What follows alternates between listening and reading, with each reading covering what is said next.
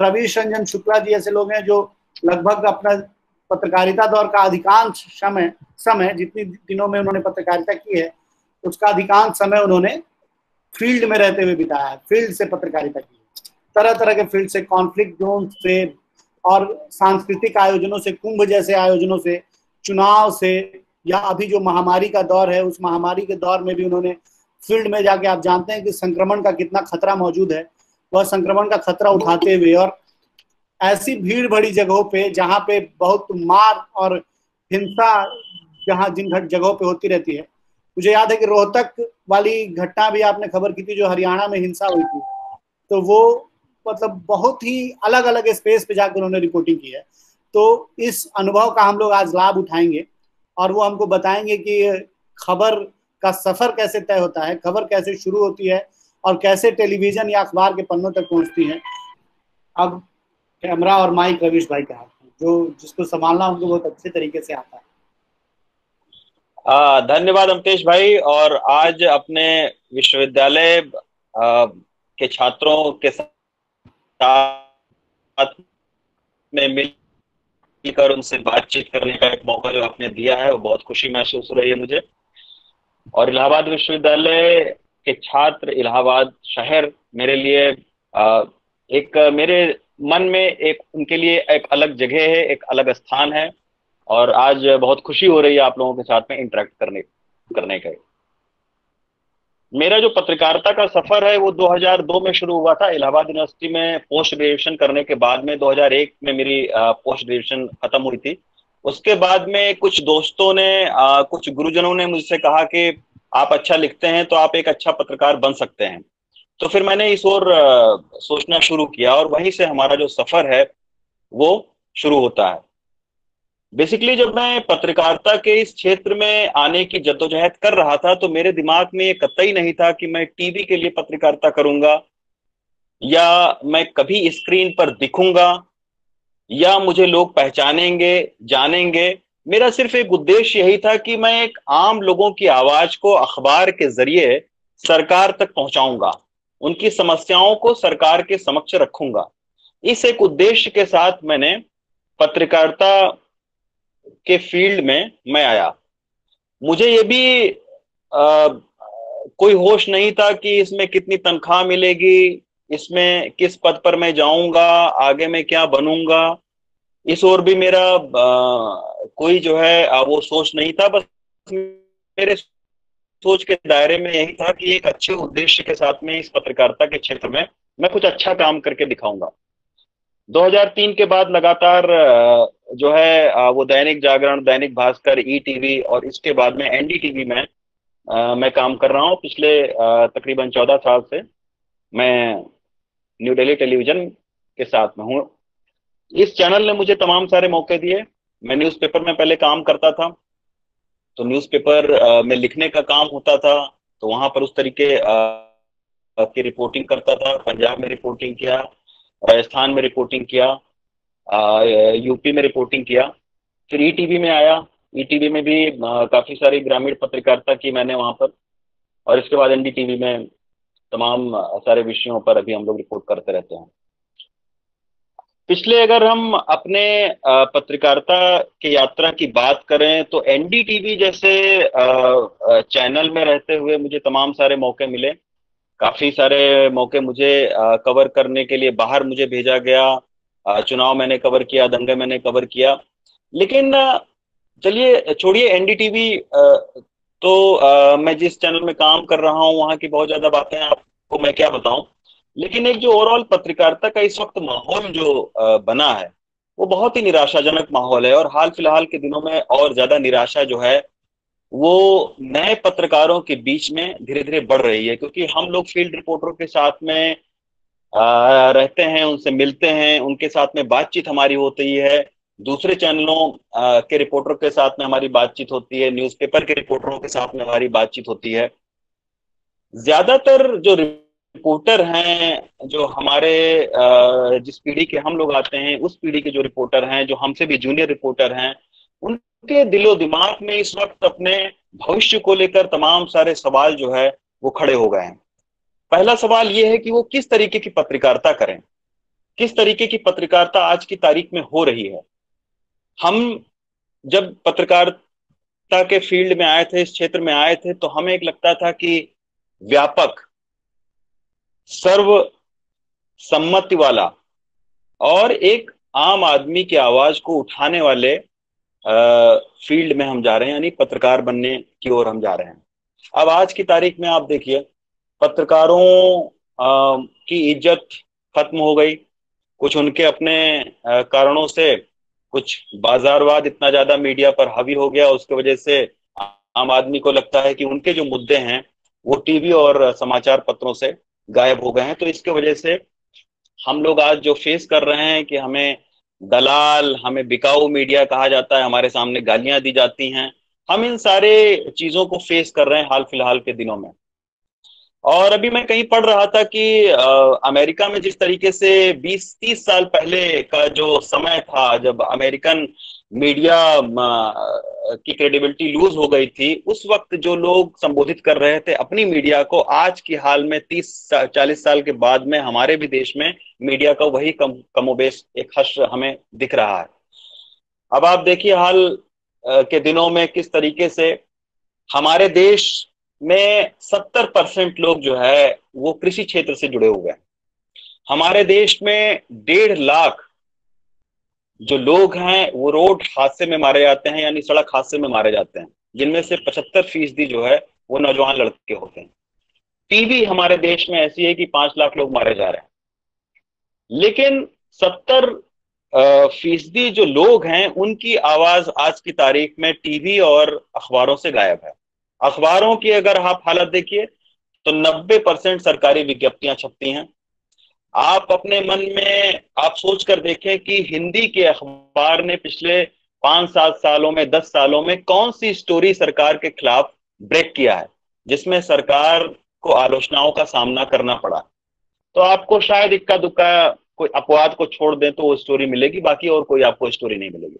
आप अगर electronic media की बात करें, इलेक्ट्रॉनिक मीडिया और टीवी अगर आप देखें, तो आप याद करिए कि कब आपने 1-2 चैनलों को, 3 चैनलों को छोड़ दे, ज्यादातर चैनलों में आज की तारीख में क्या दिखाया जाता है, हमारा जो रन टाइम है, जो ऑन एयर टाइम है, जो प्राइम टाइम है, उसमें किस तरीके के मुद्दे दिखाए जा रहे हैं आज की तारीख में। हमारी जो बहस का स्तर है वो क्या है, उसमें कौन से गेस्ट बैठ रहे हैं, इन गेस्ट का आपने कभी नाम देखा, कभी इनका आपने तारुफ जानने की कोशिश की, इन गेस्ट की आखिर क्वालिफिकेशन क्या है। अगर आपको पीछे की हकीकत में बताऊं, तमाम सारे लोगों से मेरी बात होती रहती है, तो गेस्ट को आप समझ लीजिए कि जो गेस्ट टीवी पर बैठता है, ज्यादातर गेस्ट की बात कर रहा हूं, कुछ एक गेस्ट की बात मैं नहीं कर रहा हूं कि एक जनरलाइज एक आप अपने उसमें लें, लेकिन हम अगर कोई इस तरीके की डिबेट है, हिंदू मुसलमान की एक विशेष धर्म के प्रति की डिबेट है, तो जो भी गेस्ट बैठता है उसको पहले ही जो गेस्ट कोऑर्डिनेटर होता है वो बोल देता है कि बहस को हॉट रखना है।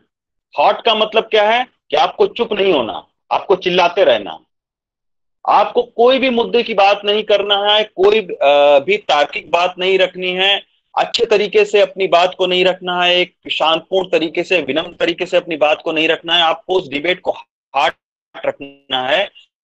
क्योंकि हॉट अगर आप रखेंगे, चीखेंगे, चिल्लाएंगे, तो हमारे देश में, हमारे सोसाइटी में ऐसे तमाम सारे लोग हैं जो मनोरंजन को सबसे ज्यादा तरजीह देते हैं, तो न्यूज चैनल को एक मनोरंजक चैनल की तरह वो उस टीवी मीडियम से चिपक जाएंगे, उस स्क्रीन से चिपक जाएंगे। तो आज की तारीख में एक गंभीर विषयों पर गंभीर रिपोर्टिंग गायब हो गई है, और जो नॉन मुद्दे हैं, जो कोई इशू हमारी लाइफ में नहीं है, उन इशू को एक टीवी का इशू और एक हमारा और आपका इशू बनाकर उसको टीवी पेश कर रहा है, और कुछ ऐसे गेस्ट को जोड़ रहा है जिनका, जो केवल उसको हॉट रखने के लिए, जिनको पैसा मिलता है, जिनका टीवी पर चेहरा आता है, और वो कई सारे जगहों पर पहचाने जाते हैं कि हाँ मैंने कल आपको टीवी पर देखा, आप बहुत अच्छा बोल रहे थे। तो ऐसे गेस्ट और ऐसे विषयों को लेकर पूरा एक नैरेटिव जो है वो टीवी मीडिया सेट करती है। अब आप हाल के दिनों में उठा लीजिए रिया का मुद्दा, सुशांत को इंसाफ दिलाने के नाम पर किस तरीके का महाझूठा अभियान चलाया जा रहा है, उसके बारे में आप सोचिए। पहले ये कहा गया कि सुशांत का सच जानना है, वो आखिर सच क्या है, अब आप देखिए कि कौन सा सच निकल कर आ रहा है। जिस 5 ग्राम के नशीली पदार्थ पर तुरंत जो है अब वो जमानत मिल जाती है अदालत से। अब आप देखिए कि 3-3 साल पुराने व्हाट्सएप चैट को खोज कर निकाला गया है और बाकायदा उनको टीवी और अखबारों के जरिए जो है प्रोजेक्ट किया जा रहा है, उनको दिया जा रहा है, बाकायदा प्लांट किया जा रहा है खबरें। और 3-3 साल पुराने जो है व्हाट्सएप चैट के जरिए ये साबित करने की कोशिश की जा रही है कि वो बॉलीवुड जो सबसे ज्यादा टैक्स पेयर है, हमारा जो टैक्स देता है, उस पूरे बॉलीवुड के लोगों को ये कहा जा रहा है कि वो सब जो है वो ड्रग लेते हैं और ड्रगिस्ट हैं। तो इस तरीके का जो है, जो एक जन सामान्य में रोमांच पैदा करता है, जो उनको खुशी देता है, जिनके जरिए वो ताली पीटने पर मजबूर हो रहे हैं, उन सारे ऐसे जो है विषयों को हमारे टीवी पर लाकर, और ये कहा जाता है कि यही विषय, यही समस्या हमारे भारतवर्ष की असली समस्या है। तो एक डिजिटल प्लेटफॉर्म पर डिजिटल समस्या को क्रिएट करना और वास्तविक तौर पर लोगों के दिलो दिमाग में उसको, उस नैरेटिव को सेट कर देना, ये आज की तारीख में हो गया। अगर आप अगर ट्विटर पर और फेसबुक पर देखें तो तमाम सारे ऐसे पत्रकार सक्रिय हैं जो अपने मन के मुताबिक जो है वो रिपोर्टिंग कर रहे हैं। वो ना कोई तथ्य पेश कर रहे हैं, ना कोई तर्क पेश कर रहे हैं, ना जो हो रहा है उसको दिखा रहे हैं। वो अपने मन के हिसाब से और अपने अभिनय के हिसाब से वो एक रिपोर्टिंग कर रहे हैं, और खास तौर पर उस रिपोर्ट को लोग देखकर ताली पीट रहे हैं। तो पूरे जो न्यूज इंडस्ट्री है, जो एक गंभीर विषय जो माना जाता है न्यूज को, उसको पूरी तरीके से एक हास्यास्पद माहौल में तब्दील कर दिया गया है। अब अगर आप नए छात्र हैं और अगर आप युवा हैं और पत्रकारिता में जाना चाहते हैं, आपके दिमाग में क्या होगा? मैं जब इसमें जाना चाह रहा था तो मेरे दिमाग में था कि मुझे सम्मान मिलेगा, मैं गरीब की आवाज को सरकार तक पहुंचाऊंगा, उस माध्यम में मैं काम करूंगा। अब आप खुद सोचकर देखिए कि आप क्या सोचकर इस टीवी मीडिया में या प्रिंट मीडिया में जाने की कोशिश करेंगे। आपके सामने क्या सपने होंगे? अगर आप अपनी सोसाइटी को कुछ देना चाहते हैं टीवी और प्रिंट मीडिया के जरिए, तो आज की तारीख में आप क्या देंगे, ये आप खुद सोचिए, टीवी को देखकर और अखबार को पढ़कर। तो उसको पढ़ने के बाद में फिर आप ये विचार करें कि आखिर हम क्या सपने लेकर इस मीडिया इंडस्ट्री में दाखिल हो रहे हैं। असल में हाल फिलहाल के दिनों में क्या कहें, हम पिछले 20 सालों में जब से बाजार जो है और जब से सरकार का हस्तक्षेप मीडिया में बढ़ा है, वो हस्तक्षेप इसलिए बढ़ा है क्योंकि मीडिया में कॉर्पोरेट कल्चर आ गया है, और कॉर्पोरेट कल्चर की देन है कि आज मैं भी आपके सामने हूं, हमें भी अच्छी सैलरी मिल रही है, हमारे तमाम सारे जो लोग हैं, हम लोगों से जुड़े हुए, उनको अच्छी सैलरी मिल रही है, वो भी एक अच्छी लाइफ बिता रहे हैं। तो जब आपको एक अच्छी सैलरी मिल रही है, जब आपको एक अच्छा साधन मुहैया करवा रही है कंपनी, तो निश्चित तौर पर आपको तमाम सारे कंप्रोमाइज करने होते हैं।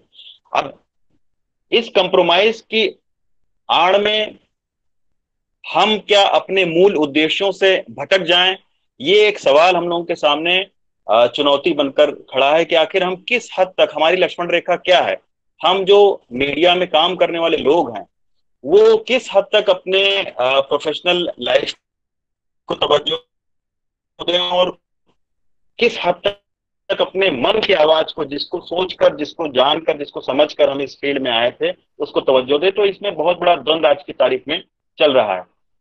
अब आखिर इसका भविष्य क्या होगा, ये भविष्य मुझे भी नहीं पता है कि आने वाले दिनों में क्या होगा। कुछ लोग हमारे जो वरिष्ठ लोग हैं वो ये कह रहे हैं कि चीजें अच्छी होंगी, बेहतर होंगी। हम भी उम्मीद करते हैं कि बेहतर होनी चाहिए, क्योंकि अगर बेहतर नहीं होती है तो आने वाले दिनों में युवा पत्रकारों के ऊपर खासा फ्रस्ट्रेट वो होंगे, क्योंकि आज की तारीख में अगर कोई गंभीर शख्स है जो पढ़ने लिखने वाला है, तो इस टीवी और प्रिंट मीडिया में उसके लिए सरवाइव करना बहुत मुश्किल है, क्योंकि नाटक का दौर चल रहा है, एक जमूरा पत्रकारिता हो रही है, नाच गा के और अजीब तरीके के सवाल पूछकर एक गंभीर विषय को हास्यास्पद जो है वो सब्जेक्ट में तब्दील करके उसको पेश किया जा रहा है। तो इस तरीके से जो चीजें हो रही हैं, उसको लेकर मायूसी है। और इन सब के लिए आपको भी तैयार रहना पड़ेगा। लेकिन हमें करना बस ये है, इससे निकलने का बस एक ही रास्ता है कि हम अपनी स्टोरी टेलिंग को, हम जो कहानी खबरों के जरिए लोगों की दिखा रहे हैं, उसको हमें और ज्यादा रोचक बनाना पड़ेगा। इस तरीके से रोचक बनाना पड़ेगा कि उसमें तर्क भी हो, गंभीरता भी हो, लेकिन जो देखने वाला व्यूअर है वो रुक कर उस पूरी रिपोर्ट को देखे। तो इस तरीके से स्टोरी टेलिंग हमको करनी पड़ेगी, तभी हम इस गंभीर माध्यम को, जिसका काम हमेशा से ये रहा है कि चूंकि देश हमारा इतना बड़ा है, सरकार जो है वो हर जगह पर मॉनिटर नहीं कर सकती, तो हमारा ये काम था कि हम कमियों को उजागर करें, सरकार तक पहुंचाएं। और सरकार का भी ये काम था कि वो मीडिया को एक जिम्मेदार मीडिया मानकर उसकी बात, उसकी कमियों को देखकर उस कमियों को दुरुस्त करे। यही एक हमारा और सरकार का संबंध है, इससे ज्यादा हमारा और सरकार का कोई संबंध नहीं है। तो हमें अब अपने, अब चूंकि जो हमारा व्यूअर है, जो दर्शक है, वो टीवी में भी जो है वो मनोरंजन खोज रहा है, तो हमको इस तरीके से स्टोरी टेलिंग करनी पड़ेगी, इस तरीके से कहानियां बनानी पड़ेंगी कि उस विषय की गंभीरता से भी हम समझौता न करें, उसके तर्क से भी हम समझौता न करें, उसमें हम एक सोल्यूशन भी दें और उसको एक अच्छे तरीके से हम उसके पूरी समस्या को सामने लेकर आए। तो शायद जो पूर्व संपादक हैं हमारे, जो वरिष्ठ हैं हमारे, वो भी इस बात को समझते होंगे कि कहीं ना कहीं हमें वो कमियां रह गई। इसके वजह से ऐसे लोगों को मौका मिला कि वो एक गंभीर माध्यम को एक हास्यास्पद माध्यम में उन्होंने तब्दील कर दिया, क्योंकि उनके पास कंटेंट नहीं था। तो जब कंटेंट नहीं होता है तो आप फिर जो है वो दूसरे चीजों का सहारा लेते हैं, आप उसमें फिर रहस्य भरते हैं, आप उसमें रोमांच भरते हैं, आप उसमें भ्रम भरते हैं, ताकि लोगों को उसमें देखकर मजा आए। तो हमें अब ये चीज बदलनी पड़ेगी कि हम एक अपने कंटेंट को एक बेहतर तरीके से प्रस्तुत करें, हमारा जो प्रस्तुतिकरण हो वो और ज्यादा बेहतर तरीके से हो। दूसरी बात यह है, मैं आप युवा सारे साथियों से कहना चाहता हूं कि मेरे भाई, हम लोग जो है वो, हमें सबसे बढ़ के एक अच्छा इंसान बनने की कोशिश करनी चाहिए। हम अगर अच्छे इंसान बने रहेंगे तो हम एक अच्छे पत्रकार बनकर हम समाज को, सोसाइटी को सर्व कर सकते हैं। लेकिन कभी भी मत आप लोग जो है वो शॉर्टकट में फंसिएगा, क्योंकि आजकल तमाम सारे जो लोग हैं वो आप लोगों को यही रास्ता दिखाएंगे कि एक शॉर्टकट तरीका क्या है पैसा कमाने का, पत्रकारिता के जरिए पैसा कमाने का, नाम कमाने का शॉर्टकट तरीका क्या है। तो आप गलत रास्ते अपनाओ। मैं आपसे यही बोलूंगा कि कभी भी ऐसे रास्तों को मत अपने आप अपनाइएगा। एक संघर्ष के पथ पर ये थोड़ा रास्ता लंबा जरूर होता है, मुश्किल जरूर रहता है, लेकिन आप लगातार अगर कोशिश करते रहेंगे, पढ़ते रहेंगे, लिखते रहेंगे अच्छे तरीके से, आप अच्छी स्टोरियां देखते रहेंगे और उसके मुताबिक अपने रिपोर्ट को ढालते रहेंगे, तो आप एक अच्छे जो है वो कहानी कहने वाले पत्रकार बन सकते हैं। बस अच्छे पत्रकार बनने की सबसे पहली शर्त यही है कि आप एक अच्छा इंसान बने। अगर आप अच्छा इंसान बनेंगे तो आप हर चीज अच्छे तरीके से करेंगे। तो मेरी बस यही है। बाकी मैं बहुत ज्यादा, चूंकि बोलना बोलने में कमजोर हूं, तो आपके हम सवाल जो है वो ज्यादा से ज्यादा लेना चाहेंगे। मैंने अपनी बात को रखी। अब मैं यही कहूंगा कि आपके मन में जो सवाल हैं वो आप मुझसे पूछ सकते हैं। बहुत बहुत शुक्रिया रवीश भाई, ये मतलब आपने बहुत संक्षेप में बहुत गहन बातचीत रखी। और अच्छा ये बहुत अच्छा नजरिया है कि विद्यार्थियों की बातचीत से आगे की बात बढ़े। तो अब ये सवालों का सिलसिला मैं एक शुरू करना चाह रहा हूँ यहाँ से, कि जैसे हमने विषय है खबर का सफर, और खबर की कई परतें होती हैं, उसका काम क्या होता है, आजकल कैसी खबरें परोसी जा रही हैं, ये सब विस्तार से बताया। लेकिन मैं चाहता हूं कि आप अपने खुद के अनुभव से बताएं कि ये खबर की यात्रा कैसे शुरू होती है, और वो जमीन से शुरू होकर टेलीविजन के पर्दे तक या अखबार के पन्ने तक कैसे पहुंचता है। देखिए, जब हम किसी शख्स से मिलते हैं, जैसे अब हम गए नगर निगम में, तो हमारा जो दिमाग है वो एक पत्रकार का दिमाग एक छलनी की तरीके से होना चाहिए कि जो अपने मतलब की चीज है वो रखेगा, बाकी सारा गिराता जाएगा। तो अगर एक मान लीजिए कि हम जो है अब वो नगर निगम में गए, तो नगर निगम के अधिकारी से या वहां के कर्मचारी से मैं कभी भी अमेरिकन फॉरेन पॉलिसी पर बात नहीं करूंगा।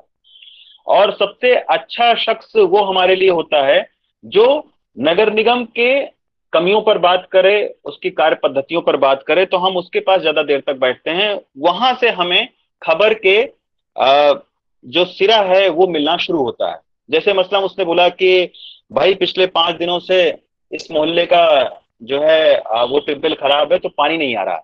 उसने ये बात मुझे बहुत ही हल्के तरीके से बताई। वो ये समझ भी नहीं पाया कि वो खबर बन सकती है, लेकिन मैंने अपने दिमाग में कहीं ना कहीं रख लिया कि इस इलाके का एक ट्यूबवेल खराब है, इसने बता दिया मुझे। वहीं से एक खबर की यात्रा शुरू होती है। अब उसको कैसे हमको दिखाना है, कैसे नरेट करना है, ये हमारे ऊपर है। फिर हम उसको जो है वो पता करेंगे कि कौन सी जगह है जहां पे ट्यूबवेल खराब है, पानी की कितनी जो समस्या है वो कितने बड़े स्केल पर है या कितने छोटे स्केल पर है। अगर बहुत बड़े स्केल पर है तो बड़ी और खबर हो सकती है, कितने ट्यूबवेल है। फिर यहीं से खबर की शुरुआत होती है और यहां से फिर जो है वो हम खबर को बनाने की प्रक्रिया को शुरू करते हैं। फिर हम लोगों से मिलते हैं, लोगों की समस्याओं को जानते हैं, नगर निगम के अधिकारियों से मिलते हैं, उनकी हम जो है वो बाइट लेने की कोशिश करते हैं। तो ऐसे हमारे लिए सबसे ज्यादा जो अच्छा जो दोस्त है पत्रकारों का, वो एक ऐसा शख्स हमारा दोस्त है जो समाज के बारे में बहुत जागरूक हो, जो समाज की हर कमियों पर उसकी तीखी नजर हो। वो एक हमारे लिए सबसे अच्छा एक माध्यम होता है। हमारे और खबर के बीच में वही एक माध्यम होता है जो हमें खबर तक पहुंचाता है। तो ऐसे लोगों से मिलना जुलना हम लोग जो है वो जारी रखते हैं, और तभी उन्हीं से जो है वो तमाम सारी जानकारियां मिलती हैं जिनके बिना पर खबरें तैयार होती हैं। इसकी अगली कड़ी वो है कि ये खबर जब लेके आप संपादक के पास जाते हैं और वहां कैसे प्रोसेस होके या आखिरकार टेलीविजन पे दिखता है, तो इसके बारे में भी हमको बताएं। जी बिल्कुल अमितेश, क्योंकि कोई भी खबर अगर आती है तो सबसे पहले जो संपादक होते हैं वो यही पूछते हैं कि आखिर खबर का पैक क्या है, मतलब एक लाइन की क्या खबर है। तो उस पूरे खबर को, पूरे चीजों को आपको एक लाइन में नरेट करना होता है कि आखिर खबर जो है वो क्या है, और फिर खबर जो होती है वो कितने लोगों को प्रभावित करती है। तो एक खबर को टीवी पर लाने के पीछे ये भी होता है कि खबर का वजन कितना है, यानी वो खबर कितने लोगों को प्रभावित कर सकती है। तो अगर हम बात करें तो नेशनल मीडिया में वही ज्यादातर खबरें चलती हैं जिनका स्केल बड़ा होता है, यानी जो ज्यादा लोगों को प्रभावित करने वाली खबर होती है, या उनसे जुड़ी खबरें होती हैं जिन लोगों को ज्यादा लोग जानते हैं।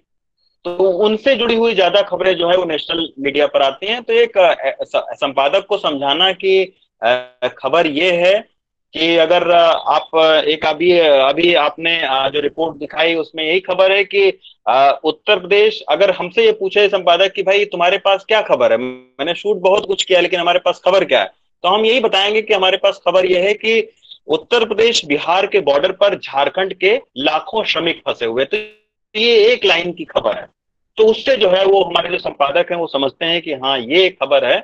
अब इसमें क्या क्या उसके तत्व होंगे खबर के, वो फिर हम उनको फिर समझाते हैं। उसके बाद हम फिर इसको शूट करने से लेकर और फिर स्क्रिप्ट लिखने तक पूरी जो है पूरा उसका एक स्टोरी टेलिंग कैसे कैसे है, कौन कौन लोग इसमें प्रभावित हो रहे हैं, कैसे इनको सरकार को किन चीजों को बताना चाहिए हमें, वो सारी चीजें फिर उसका एक हिस्सा होती हैं। लोग सवाल यहाँ लिख रहे हैं। अभिषेक मिश्रा के सवाल से शुरू करते हैं। उन्होंने लिखा है कि आज के गेस्ट के स्वरूप भी बहुरूपीय हो गए हैं। कभी कभी तो ऐसी स्थिति भी देखने को मिलती है कि वो आपस में लड़ाई झगड़े जैसा बर्ताव करने लगते हैं। इन सब के भीतर मीडिया कैसे अपनी जिम्मेदारियों से भाग रही है और उसका स्वरूप कैसे बदल रहा है? जी बिल्कुल, स्वरूप तो बदल ही रहा है। वही तो मैंने बोला कि जो 70% हमारे जो किसान हैं, ग्रामीण हैं, श्रमिक हैं, उनकी आवाज आज की तारीख में मीडिया से गायब है। वो इसीलिए गायब है क्योंकि ऐसे विषयों पर ऐसे गेस्ट को बैठाल कर और एक ऐसा नैरेटिव सेट किया जा रहा है जिसमें जो हमारे मुद्दे नहीं भी हैं उनको भी हमारा मुद्दा जो है वो बनाकर पेश किया जाता है। अब मैं एक छोटा सा आपको उदाहरण बताता हूँ कि एक अभी मैं गांव में गया तो गांव में कुछ लड़के थे, वो हमें एक वीडियो दिखाने लगे कि ये देखिए भाई साहब किस तरीके से गाय को काटा जा रहा है। मैंने उस वीडियो को देखा, उसमें देखा कि उस वीडियो के पीछे जो है वो बांग्ला में कुछ लिखा हुआ था। मैंने उसका स्क्रीनशॉट फोटो खींचकर और उसके बाद में एक अपने बंगाली दोस्त को भेजा। मैंने कहा कि ये क्या लिखा हुआ पीछे। वो बोला कि ये बांग्लादेश का एक जो है वो यहाँ पर जो है वो होर्डिंग लगी हुई है। तो मैंने कहा फिर ये वीडियो भी बांग्लादेश का होगा? बोला हाँ बिल्कुल, वो लग ही रहा है कि बांग्लादेश का होगा। लेकिन अब उस वीडियो को जो है वो पेश किया गया ये कहकर कि ये भारत में गाय को काटा जा रहा है। तो इस तरीके से जो है वो एक, अब आप सोचिए कि एक जगह भारत में बैठा आदमी जो है वो बांग्लादेश के उस वीडियो के लिए परेशान हो रहा है, उसकी खबर को कह रहा है कि इसको दिखाया क्यों नहीं जा रहा है। तो ऐसे इशू जो कि उससे जुड़े हुए नहीं हैं उनको एक इशू बनाकर और हमारे सामने पेश किया जा रहा है। तो ऐसे तमाम सारे वाकये हैं जहां पर जो है जो कि इशू नहीं है, फिर भी हमें उसको जो है वो मीडिया में उसको दिखाया जा रहा है और उसको बताया जा रहा है। तो यही बात है कि मीडिया अपनी इस वक्त जिम्मेदारी से बिल्कुल पीछे हट रहा है। और ये लग रहा है, ये देख के लग रहा है, अखबार पढ़कर लग रहा है। दीप कह रहे हैं कि खबर को एक्सप्लोर करने में सोशल मीडिया क्या भूमिका निभा सकता है, खासकर तब जब आप किसी मीडिया से जुड़े हुए नहीं हो। ये कितना प्रभावी है? देखिए, सोशल मीडिया आज की तारीख में बहुत प्रभावी है, क्योंकि आप देखो एक नैरेटिव सेट करने में सोशल मीडिया का खासा योगदान होता है। अब आप हाल के दिनों में अभी देखो, आप लोगों की बेरोजगार जो दिवस मनाया सोशल मीडिया के जरिए, उसको एक माहौल दिया गया, वो आप देखिए कितनी बड़ी ताकत है कि ट्विटर पर ट्रेंड करवाया गया। ट्विटर पर ट्रेंड होने से तमाम सारे मेन स्ट्रीम मीडिया को भी उस सब्जेक्ट को उठाना पड़ा।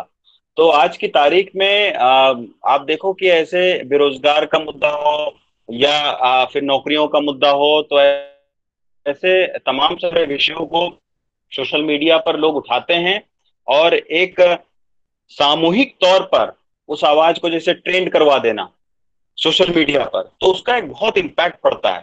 अभी आप देखो, मैं देखता हूं कि बड़े बड़े पत्रकारों के अगर ट्विटर अकाउंट पर आप जाओ तो नीचे जो है वो लोग उनको उनका जो चेहरा है उसको दिखाया करते हैं कि आप देखो, आपने इस मुद्दे को नहीं उठाया था, आपने इस जगह पर ये गलती कर दी थी। तो आज की तारीख में सोशल मीडिया पर पत्रकारों की कमियां, वो मुद्दे जो कि हमारी मीडिया में नहीं उठते हैं, उन मुद्दों को जो है वो सोशल मीडिया के जरिए उठाने से ये होता है कि मेन स्ट्रीम मीडिया भी उसको पिक करता है। तो सोशल मीडिया आज की तारीख में एक बहुत सशक्त जो है वो तरीका है ऐसे मुद्दों को उठाने का जिन मुद्दों पर मेन स्ट्रीम मीडिया नहीं ध्यान देती है। अनुराग तिवारी पूछ रहे हैं कि क्या आज का पत्रकार समाज की मूलभूत समस्याओं को नहीं देख पा रहा है या फिर टीआरपी ही उनका मुख्य उद्देश्य है? देखिए, आज का पत्रकार बिल्कुल समाज के समस्याओं को देख भी रहा है, सुन भी रहा है और लगातार उनको फेस भी कर रहा है, क्योंकि वो पत्रकार भी उसी समाज का हिस्सा है जहां पर ये समस्याएं हैं। लेकिन सबसे बड़ी बात है कि जब एक पत्रकार उन समस्याओं को, समाज की समस्याओं को रखने की कोशिश करता है, तो उसको ये कहकर नकार दिया जाता है कि ये तो सब जो मुद्दे हैं वो लोग देखना पसंद नहीं करते हैं, इसको कौन देखेगा। अगर कोई एक फसल के बर्बाद होने की कोई खबर ले आता है पत्रकार, तो उसको बोला जाता है कि अरे ये क्या आप जो है वो खबर लाए, इसको कौन देखेगा। तो ये कहकर तमाम सारी ऐसी खबरों को मेन स्ट्रीम मीडिया से गायब कर दिया जाता है, जो असल में खबरें होती हैं, जो असल में हमारे समाज की समस्याएं होती हैं। अब आप सोचिए कि हमारे समाज में पर्यावरण एक बहुत बड़ा विषय है, लेकिन अब आप देखिए कि हमारे मीडिया में पर्यावरण की कितनी खबरें आती हैं। कृषि कृषि नीति अभी जो बिल पास किया गया है, कितना बड़ा मुद्दा है, लाखों किसान सड़कों पर हैं, कितनी बात आ पाती है हमारे मेन स्ट्रीम मीडिया में। तो एक पत्रकार जो है वो चीजों को उठाना चाहता है, लेकिन टीआरपी का खेल ऐसा, और दूसरा कि ये कहकर जो है उसको खारिज कर दिया जाता है कि इस सब्जेक्ट को कौन देखता है, ये तो जो है वो थकेले सब्जेक्ट हैं, इन पर टीआरपी नहीं आती है, और टीआरपी अगर नहीं आएगी तो आपकी रोजी रोटी नहीं चल सकती है, ऐड नहीं आएंगे, ऐड नहीं आएगा तो मीडिया का जो व्यापार है वो कम होगा आपके। तो ये सारे तर्क रखकर फिर उस समस्याओं को जो है वो मीडिया से गायब कर दिया जाता है। तो ऐसी तमाम सारी चुनौतियां हैं, लेकिन मैं वही कह रहा हूं कि इन्हीं चुनौतियों में से हमें रास्ता भी निकालना है। हमें उन्हीं समस्याओं को कुछ इस तरीके से पेश करना पड़ेगा कि वो दिलचस्प खबरों के तौर पर हमारे मीडिया में आए। अब मसलन एक छोटा सा उदाहरण अमतेश मैं आपको बताना चाहूंगा कि पर्यावरण एक बहुत बड़ा मुद्दा है। जी। अभी मैं पिछले दिनों एक जगह पर गया, एक सेमिनार में, तो जो प्लास्टिक के पाउच होते हैं, जो गुटखा खाने वाला पाउच है, वो मुझे एक वैज्ञानिक ने बताया कि ये जो गुटखा खाने वाला पाउच है, इस पर आप लोग खबर नहीं बनाते हैं, ये देखिए कितना हानिकारक है। फिर उसने मुझे समझाते हुए ये कहा कि ये जो गुटखे का पाउच है, ये आपके जीवन में 5 सेकंड केवल यूज होता है, लेकिन ये 500 साल के लिए इसी धरती पर पड़ा रहेगा और आपके हवा, पानी और जमीन को खराब करता रहेगा। अब ये आप सोचिए कितनी बड़ी खबर है कि एक सामान जो 5 सेकंड के लिए हम यूज करते हैं, वो 500 साल तक हमारे हवा, पानी और जमीन को खराब कर रहा है। लेकिन अब हम इस खबर को एक दिलचस्प तरीके से बना सकते हैं। ऐसे दिलचस्प, अब एक हम ऐसे अगर हम बनाएं कि प्लास्टिक हमारे पर्यावरण को खराब कर रहा है, तो शायद इस खबर को कोई ना देखे। लेकिन अगर हम इसको थोड़ा सा जो है अब वो मोल्ड कर दें, वो ये कहकर कर दें कि भाई ये जो आप पाउच है, जो गुटखा आप खाते हो, या जो आप चिप्स खाते हैं, जिसका यूज आप केवल 5 मिनट के लिए करते हैं, ये 10 सेकंड के लिए करते हैं, ये आपके धरती पर 500 साल तक बना रहेगा। और ये जो प्लास्टिक है, ये आपके पानी में घुल रहा है, और पानी में घुलकर ये प्लास्टिक नमक के जरिए आपके बॉडी के अंदर आ रहा है। तो इसको आप एक अच्छे तरीके से रिपोर्ट बनाकर पेश करके और एक दिलचस्प तरीके से टीवी मीडिया के लिए आप खबर बना सकते हो। तब हमें अब इन ऐसे रास्तों की ओर, ऐसे कहानियों की ओर जाना पड़ेगा जिसमें मुद्दे भी हों सोसाइटी से जुड़े हुए, और जिसमें लोगों की दिलचस्पी भी जागे। तो ऐसे रास्तों को हमें अब लेना पड़ेगा। यही मैं बार बार कह रहा हूं कि हमें अब अपने स्क्रिप्ट को, अपने टीवी मीडिया को और ज्यादा दिलचस्प बनाना होगा। ये सवाल है अमरीश के, मोहम्मद फिरोज के और सत्यम पांडे के। ये तीनों ये कहना चाह रहे हैं कि पत्रकारिता चारण कवियों की तरह शासन तंत्र तक ही सीमित हो गई है, तो ऐसे में लोकतंत्र में की भूमिका में मीडिया का क्या योगदान होगा, और क्या पत्रकारिता लोकतंत्र के चौथे स्तंभ में इसकी रक्षक की भूमिका निभा रही है, या यह लोकतंत्र के लिए ही खतरा बन चुकी है? बड़ा कठिन सवाल है।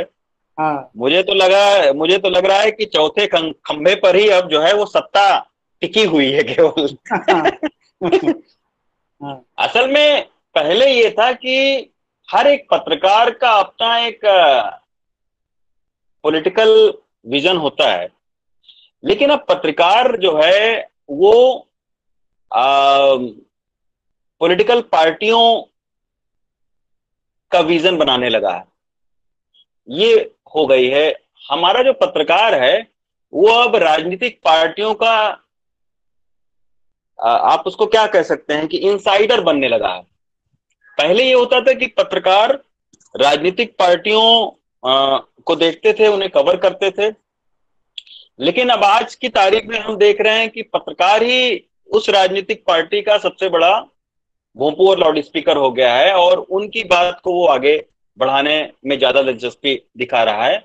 ये कहीं ना कहीं थोड़ा सा इस टीवी मीडिया और पत्रकारिता के लिए, टीवी मीडिया का पत्रकारिता के लिए, ये कहीं ना कहीं इस बिंदु पर जो है वो हमें सोचना चाहिए कि हमें इंसाइडर नहीं बनना चाहिए किसी भी पॉलिटिकल पार्टी का या सत्ता का। हमें जो है वो उनकी रिपोर्ट करने वाले और उनकी कमियां बताने वाले एक वॉचडॉग की भूमिका में रहना चाहिए। अब क्या होता है कि सरकार जो है, हमारा देश इतना बड़ा है, उसमें तमाम सारे धर्म हैं, जातियां हैं, तमाम इलाके हैं, खान पान अलग है। सरकार इतने बड़े देश के चप्पे चप्पे की समस्याओं को नहीं जान सकती है।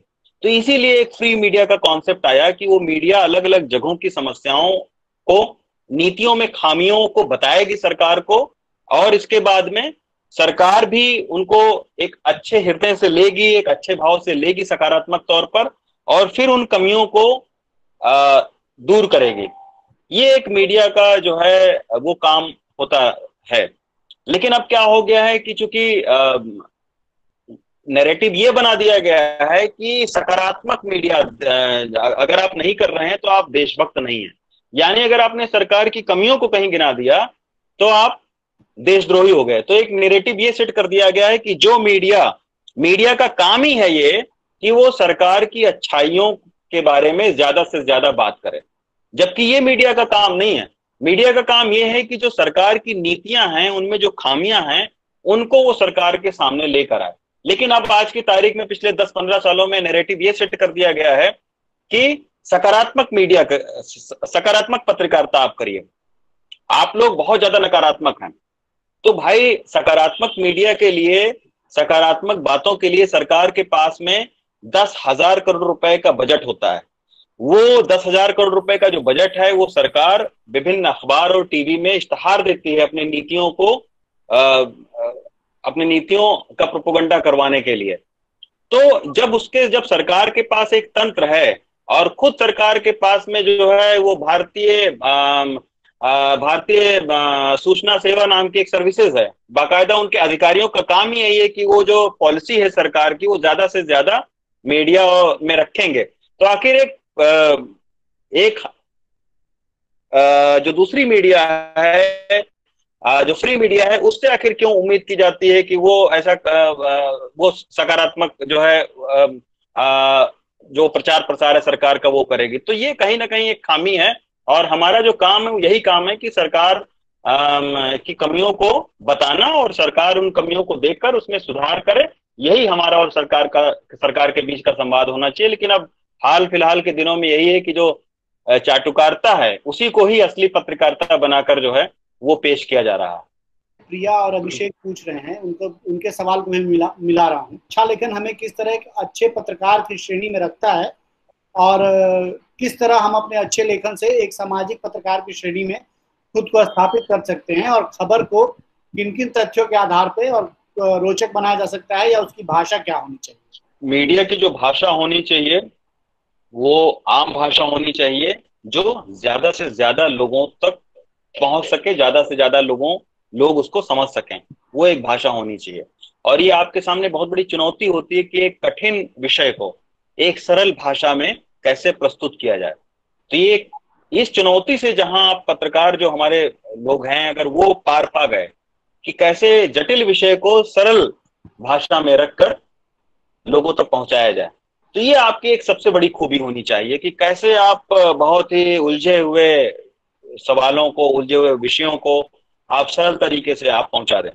आप जीडीपी की बात है, कृषि नीति की बात है, आप किस तरीके से सरल शब्दों में एक आम किसान को समझा सकते हो कि आपको इसके वजह से ये दिक्कत होगी या इसके वजह से ये फायदा होगा। तो ये एक आपके सामने चुनौती है। और अगर आप अच्छे लेखकों को पढ़ेंगे, अच्छे जो लोग हैं, जो जानकार हैं, उनको सुनेंगे, तो आपको लगेगा कि उनकी सबसे बड़ी कामयाबी इसी में है कि वो एक सरल सुंदर भाषा में उसको रखते हैं और वो बहुत दूर तक संप्रेषित होती है। क्योंकि अगर उस भाषा को नहीं भी कोई जानता है और उसको उसने केवल टीवी पर देखा ही, तब भी उसको अगर समझ में आ रहा है तो ये और उसकी एक जो है वो बहुत बड़ी काबिलियत थी।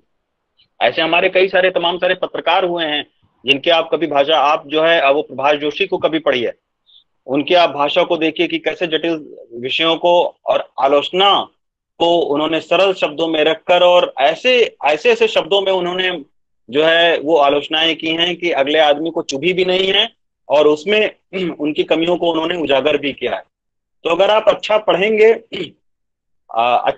तभी आप अच्छा लिख सकते हैं।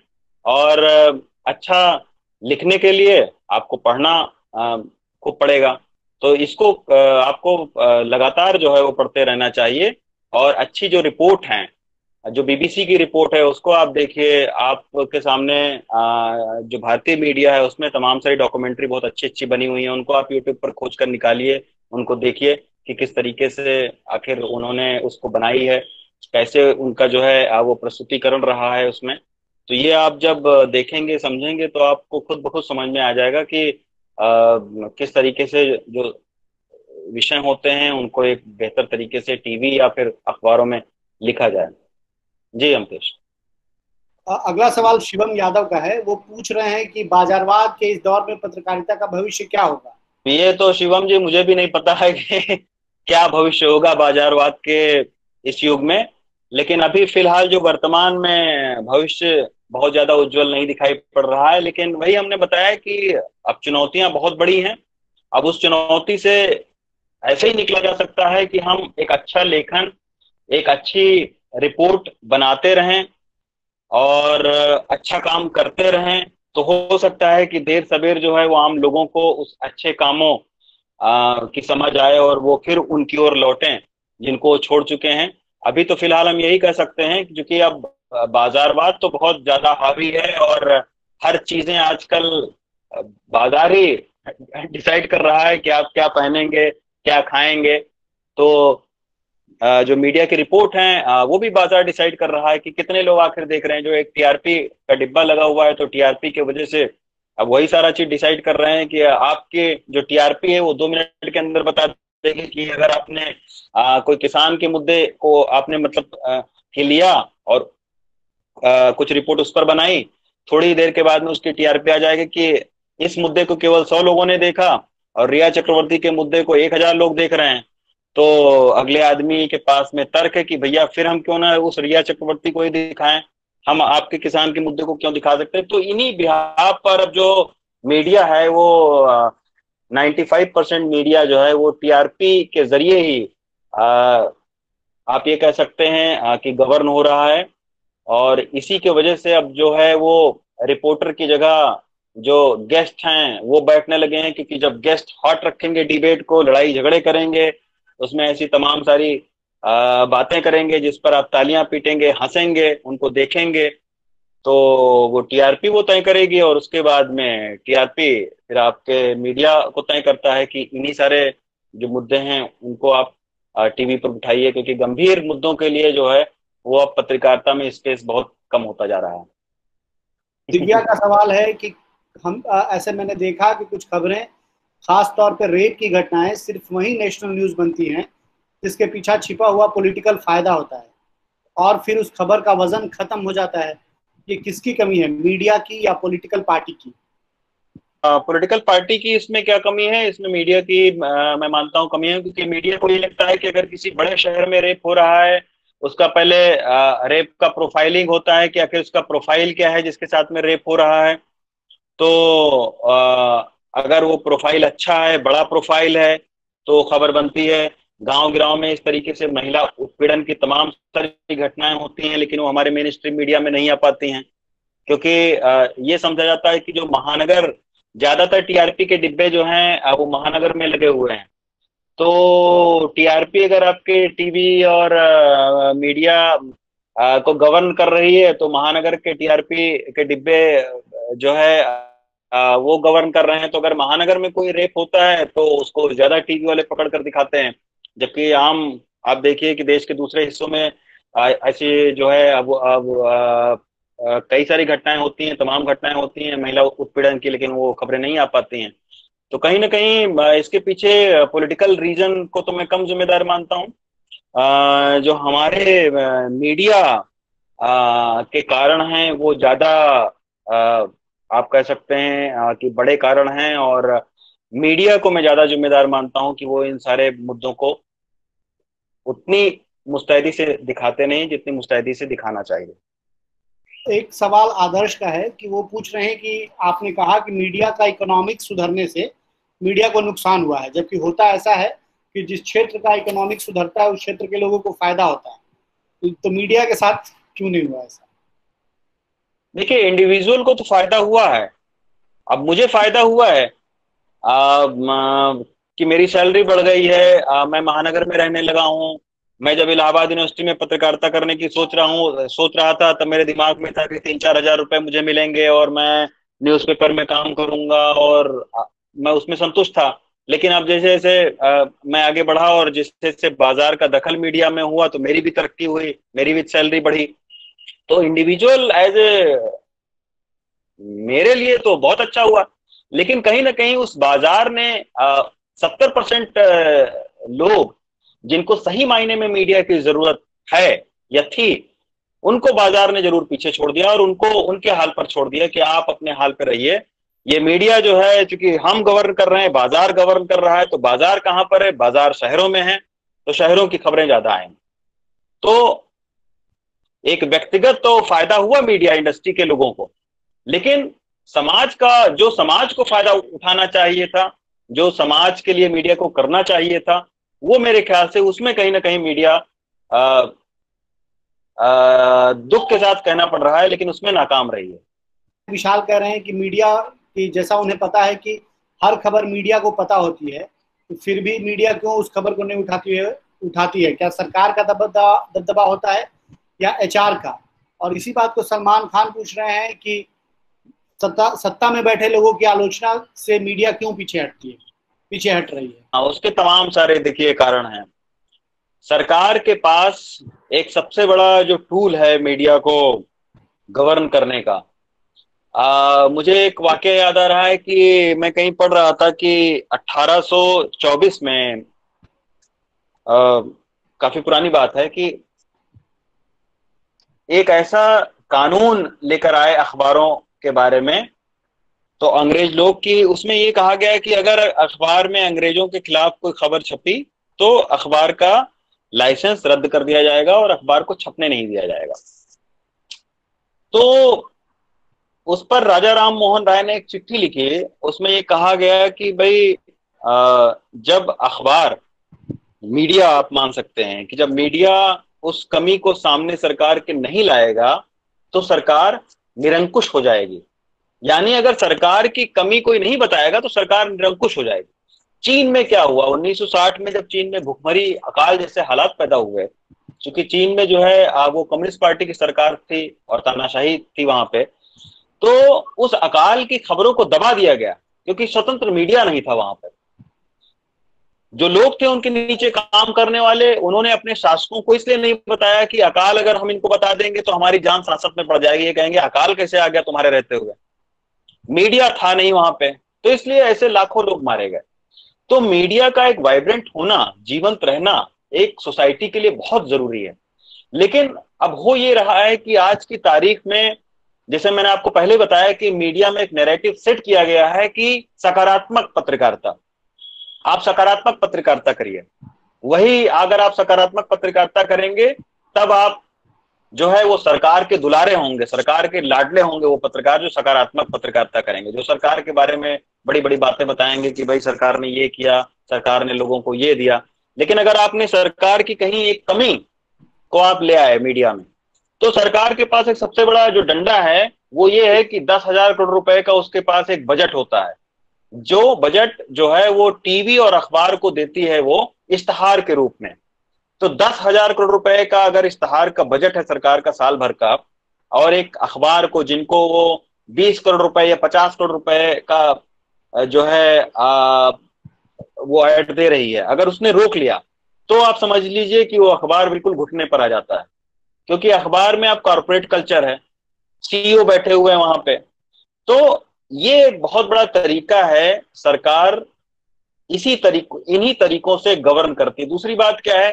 परेशान करना, लाइसेंस किसी का कोई कमी बताकर रद्द कर दिया गया, या अभी हाल फिलहाल में आपने देखा कि पिछले 5-7 सालों में, 10 सालों में तकरीबन 40 से ज्यादा पत्रकारों के ऊपर में हत्या के मामले दर्ज हुए।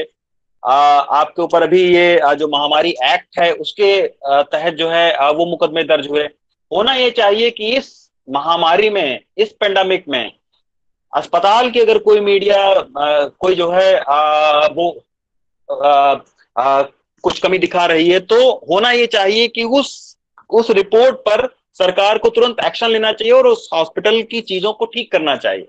लेकिन अब हो क्या रहा है कि जो पत्रकार ने उस खबर को दिखाया या उस खबर को छापा कि अखबार ये हॉस्पिटल में कमी है, उसी के खिलाफ मुकदमा दर्ज कर दिया गया और डीएम के जरिए ये कहा गया कि इन्होंने तो तथ्यों को तोड़ा मरोड़ा।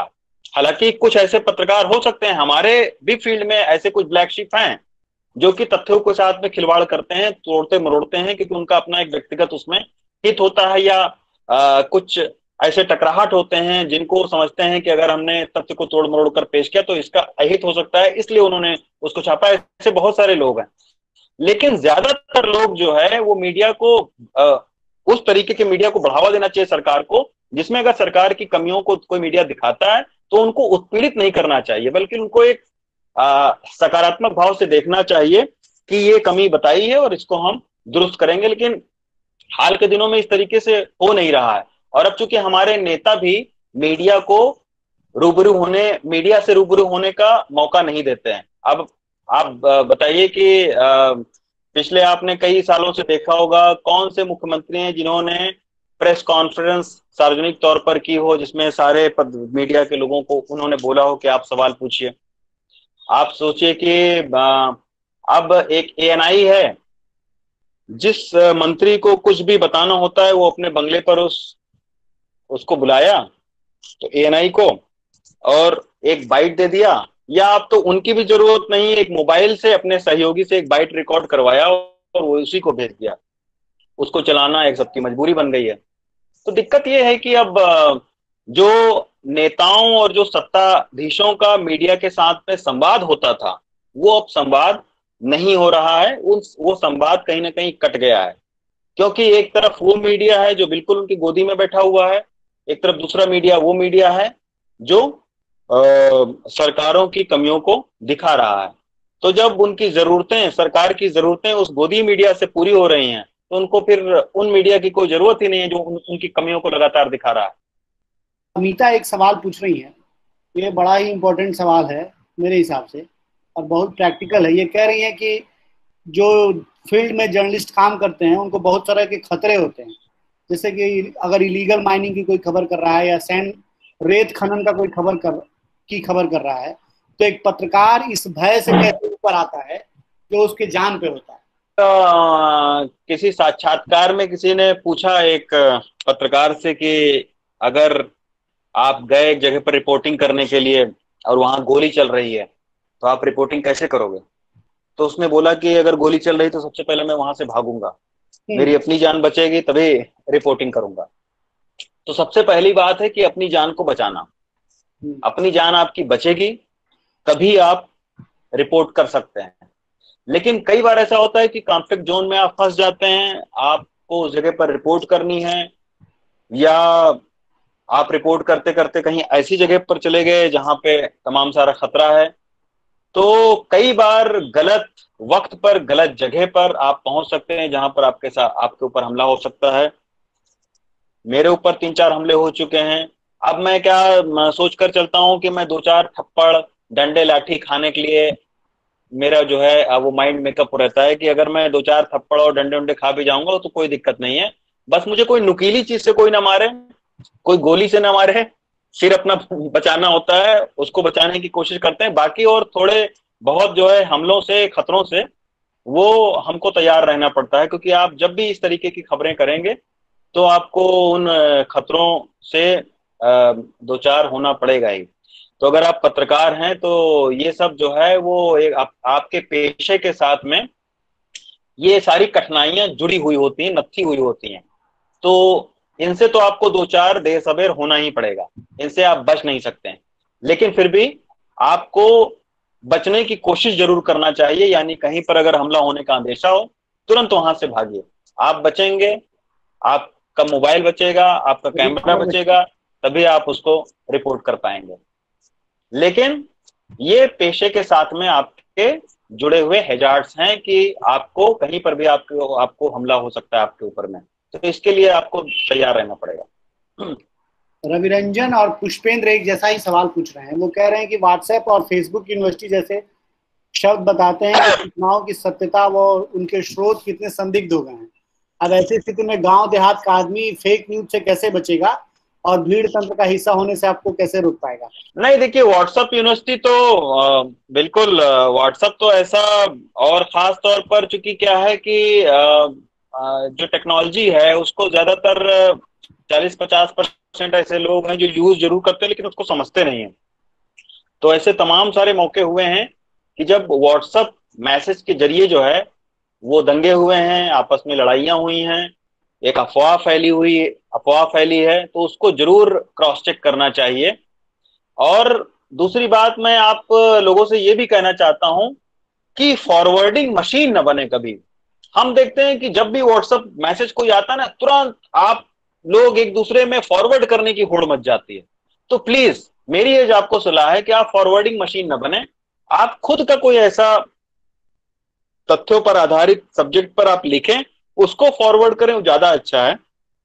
बट किसी का लिखा हुआ जिनको आप जानते नहीं हैं, जिनको आप समझते नहीं हैं, उनको भी अगर आपने जो है वो फॉरवर्ड करना शुरू कर दिया, तो बड़ी तेजी के साथ में र्यूमर फिर इस तरीके से फैलता है। कई बार पत्रकार के हम लोग के सामने बहुत बड़ी चुनौती है कि कई बार फेक न्यूज जो है वो एक ऐसे शख्स की तरफ से हमें फॉरवर्ड की जाती है जिसको हम आ, ये मानते हैं कि क्रेडिबल ही होगा।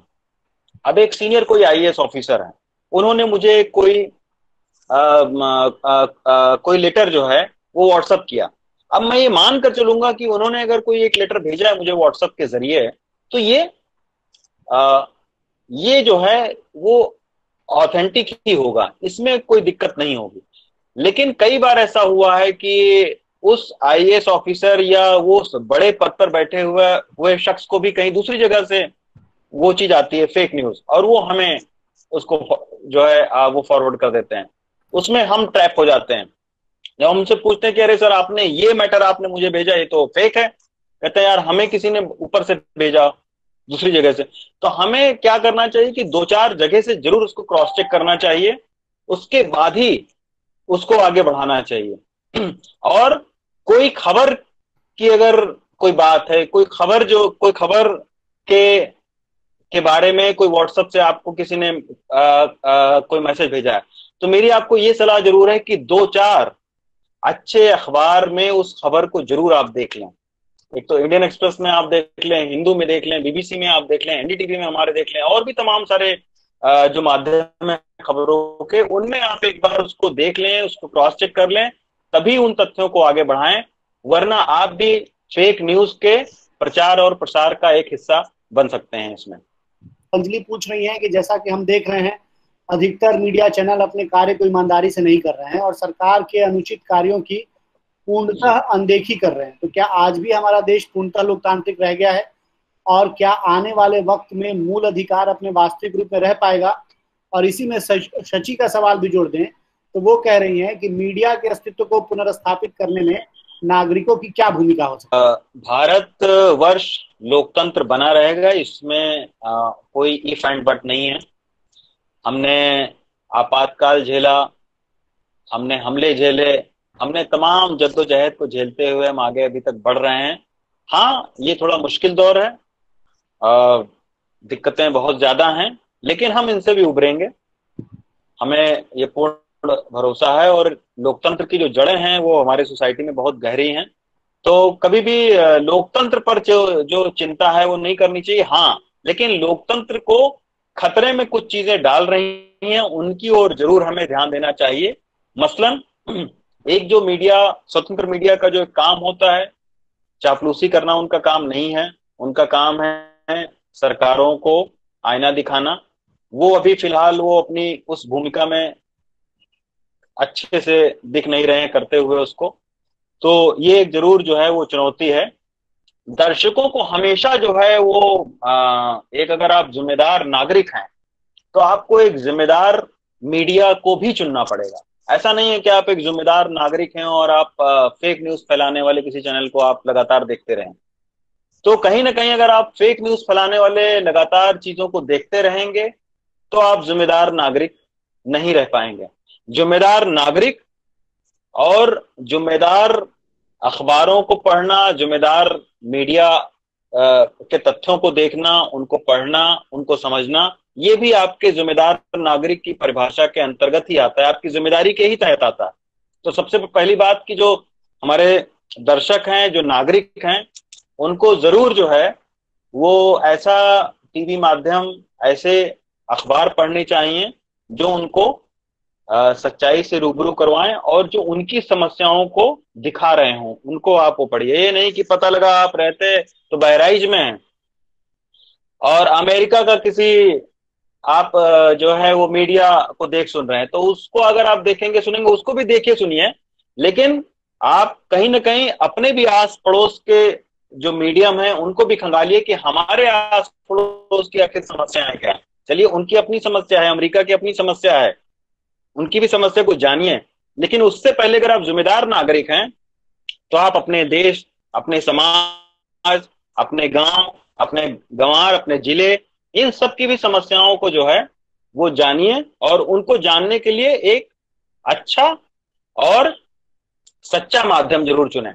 जब तक वो आपके पास में नहीं होगा तब तक आप, हो सकता है कि पता लगा किसी चीज को आप इस तरीके से पढ़ रहे हो कि वो आपके जिम्मेदार नागरिक, आप हाँ हैं जिम्मेदार नागरिक, लेकिन पता लगा व्हाट्सएप के जरिए कुछ ऐसा आपके पास मटेरियल आ गया कि आपका खून खौल उठा और आपने बिना कुछ देखे हुए और आप चले गए किसी भीड़ का हिस्सा बन गए। तो ये आप अगर जिम्मेदार नागरिक हैं तो आप एक अच्छे क्रेडिबल माध्यम को चुनिए और उनको पढ़िए, तभी आप अपनी जिम्मेदारी को समाज में अच्छे तरीके से निर्वाह कर पाएंगे। तो छोटा सा सवाल है कि आप प्रतिदिन कौन सा समाचार पढ़ते हैं? देखिए, मैं 3-4 न्यूज़पेपर को पढ़ता हूँ। इंडियन एक्सप्रेस को जैसे ही मेरी नींद खुलती, मेरी एक आदत बनी हुई है, मैं तुरंत इंडियन एक्सप्रेस को पढ़ता हूँ। फिर अपना जो हमारे चैनल का ndtvkhबर.com है उसको पढ़ता हूँ, द हिंदू पढ़ता हूँ, फिर द टाइम्स ऑफ इंडिया पढ़ता हूँ। तो 3-4 अखबारों को पढ़ता हूँ मैं। उसके बाद फिर उससे मैं खबरों को, तथ्यों को जो है वो लेता हूँ। अगर कुछ अच्छे लिंक्स हैं तो उनको मैं अपने मोबाइल पर फॉरवर्ड करके फिर दूसरों को भेजता भी हूँ। तो इस तरीके से हम लोग करते हैं, क्योंकि हम लोग न्यूज के फील्ड में हैं, इसलिए अलग अलग तरीके की खबरों को पढ़ना, कैसे लिखा गया है उनको, क्या उसमें तथ्य हैं, हमने जो कल खबर कवर की थी वो आज अखबारों में किस तरीके से छपी है, इसको भी हम पढ़ते हैं। अपने तथ्यों को, अखबारों के तथ्यों को मिलान करते हैं कि किसमें ज्यादा तथ्य हैं। ये सब चीजें हमें करते हैं। बस इलेक्ट्रॉनिक जो माध्यम है उसमें क्या है कि बहुत ज्यादा आपको तथ्य और बहुत ज्यादा बड़ी खबरें नहीं करनी होती है, उसमें कम शब्दों में आपको ज्यादा विजुअल के साथ में रिपोर्ट करनी होती है। तो इसलिए कई बार हमें लगता है कि उसको फिर ग्राफिक्स के जरिए जो है उन तथ्य को रखने की कोशिश करते हैं, लेकिन निश्चित तौर पर अखबार के पास ज्यादा स्पेस है।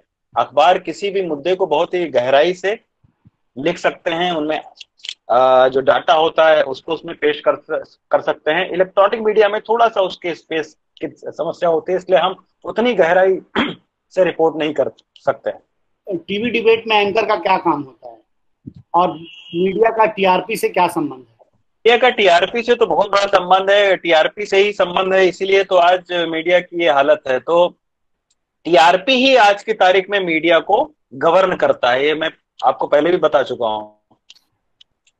तो टीआरपी की रेटिंग से मीडिया के व्यवसायिक हितों को पूरा कर सकती हैं। अगर उसकी टीआरपी ज्यादा है तो उसको ज्यादा ऐड मिलेंगे, उसके पास ज्यादा रेवेन्यू आएगा, वो ज्यादा ग्रो करेगा मीडिया हाउस। तो टीआरपी का बहुत बड़ा ताल्लुक मीडिया के साथ में।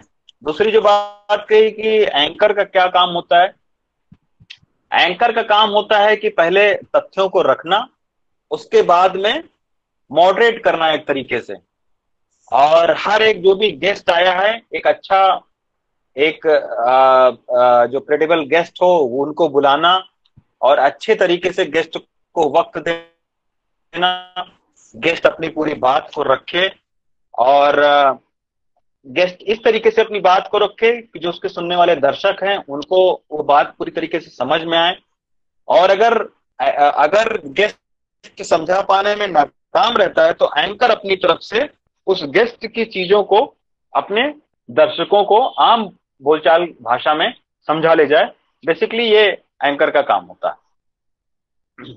सांत्वना यादव पूछ रही हैं कि राजनीति का प्रभाव पत्रकारिता को किस हद तक प्रभावित करता है, जिससे पत्रकार वास्तविकता को प्रकट करने में असमर्थ है, इसमें कैसे सुधार किया जा सकता है? देखिए, राजनीति से तो आप कतई मुक्त नहीं हो सकते हैं। राजनीति हमारे सोने, उठने, बैठने, खाने सब में शामिल है। राजनीति के बिना तो जीवन की आप कल्पना नहीं कर सकते। राजनीति हर चीज में है, लेकिन हमें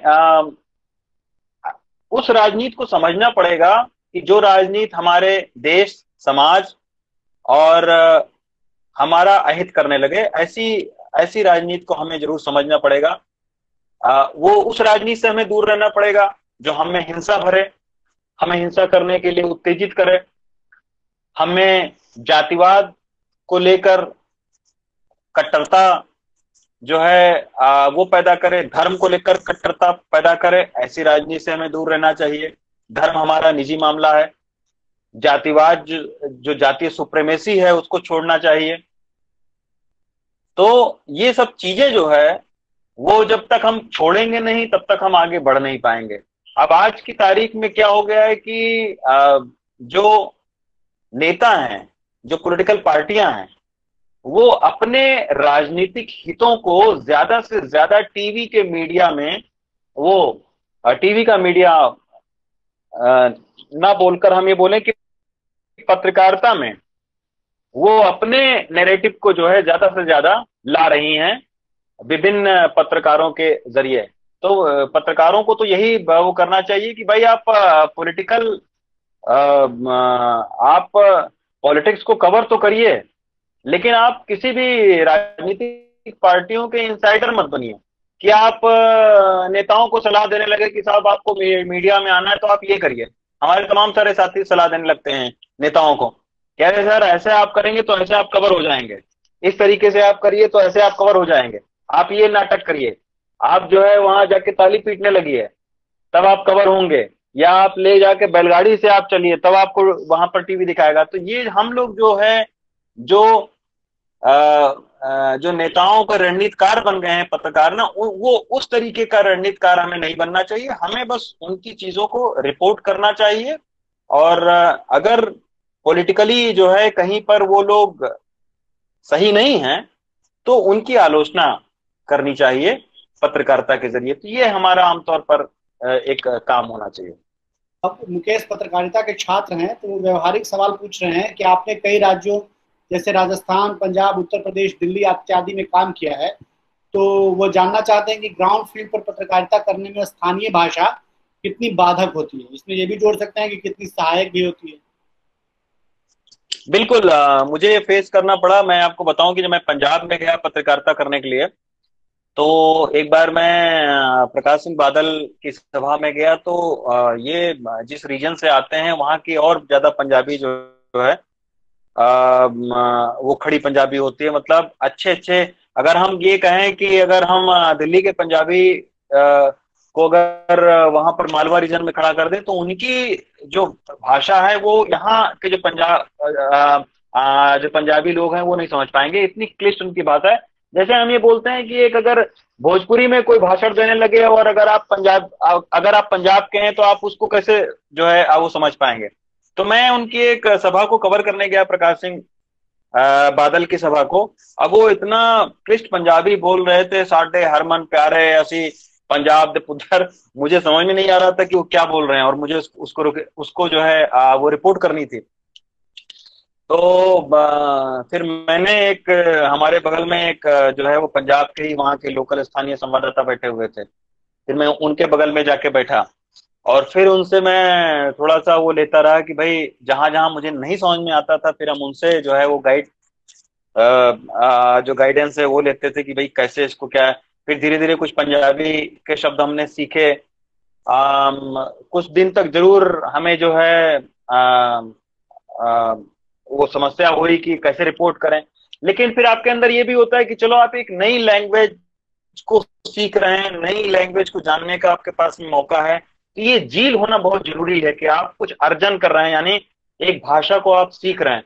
तो अभी पंजाबी कोई चाहे जितनी जो है वो कठिन पंजाबी बोले मेरे सामने, मैं उसको जरूर समझ लूंगा, क्योंकि मैंने वहां रहकर 3-4 महीनों में अपनी पंजाबी जो भाषा है उसको मैंने सीखने की कोशिश की, समझने की कोशिश की।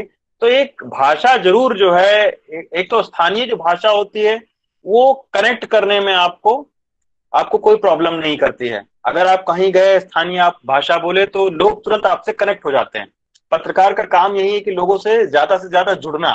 तो स्थानीय भाषा अगर आपको आती है और अगर आप वहीं पर काम कर रहे हैं जहां के आप रहने वाले हैं तो आप ज्यादा कनेक्ट कर सकते हैं अपने आप को स्थानीय लोगों से। तो ये जो बात है ये सही है कि इसमें आपको जरूर दिक्कत होती है, और किसी भी नहीं अगर आप जगह पर जाते हैं तो अगर आप वहां के स्थानीय भाषा को नहीं जानते हैं तो आपको प्रॉब्लम होता है, इसमें कोई दो राय नहीं।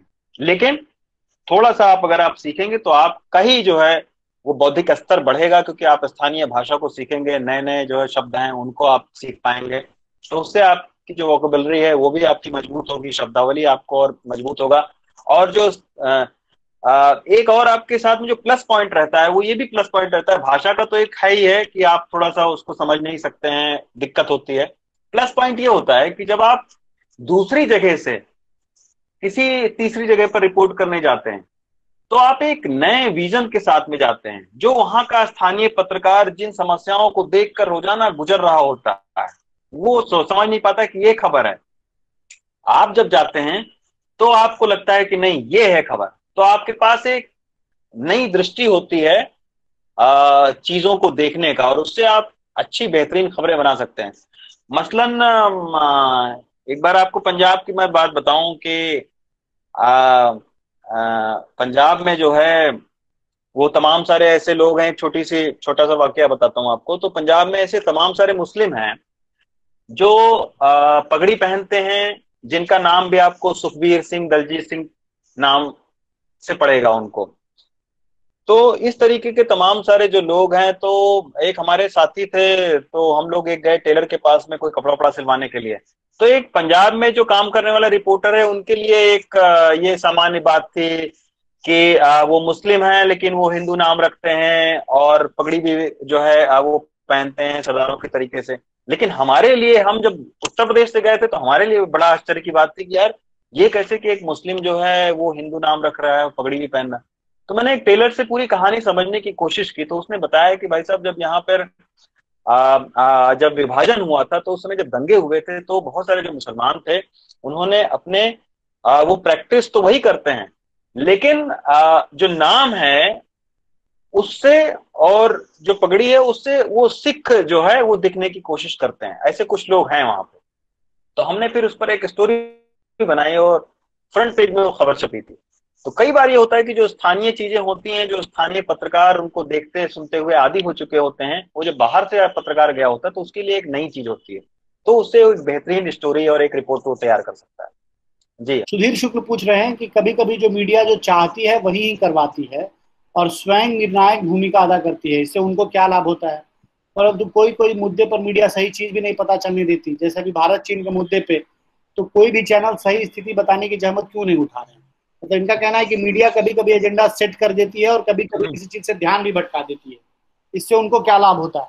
एक जिम्मेदार मीडिया वही है जो अपनी जिम्मेदारी को पूरी तरीके से पूरा करे, और जो सरकार भी कुछ जिम्मेदारी मीडिया को सौंपती है उसको भी पूरा करे।